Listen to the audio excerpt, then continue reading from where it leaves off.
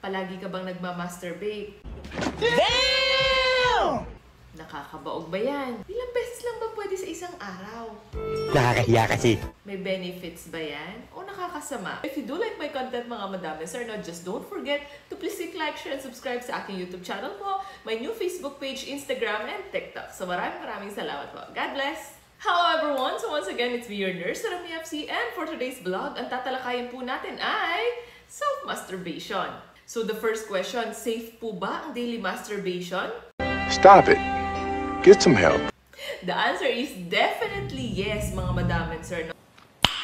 Nice. It's safe and healthy. Pero, may pero ako.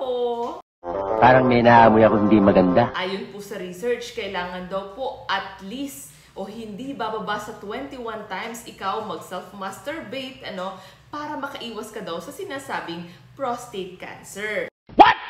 So, kailangan naman po dito mga madam and sir, if you are always doing self-masturbation, kailangan din naman po na sinasabi natin na mapalitan mo din yung mga nutrients na nawawala sa iyo. At kailangan, syempre, aside from healthy diet, ay kailangan din po maayos din po ang inyong tulog. At syempre, hindi naman po umiikot ang mundo ninyo sa self-masturbation lamang. No! God, please, no! No! Kadalasan po na ang mga kalalakihan na palaging nagse-self-masturbate ay sinasabi pong meron din po itong side effects.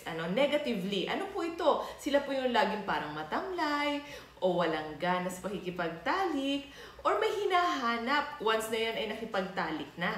Di totoo yan. Maraming nagtatanong nito, bakit daw po kapag nagse-self-masturbate ay mas nakaka-reach po ng tinatawag na orgasm? Definitely, you are in control mga madam and sir. Alam mo kung ano yung gusto mo. Meaning po, it's more on predictable and controllable. Next question, nakakabaog po ba sa mga kalalakihan kapag po ba palaging nagse-self-masturbate? The answer is no, hindi po mga madam and sir. Alam niyo po ba na ang mga kalalakihan ay milyonaryo yan?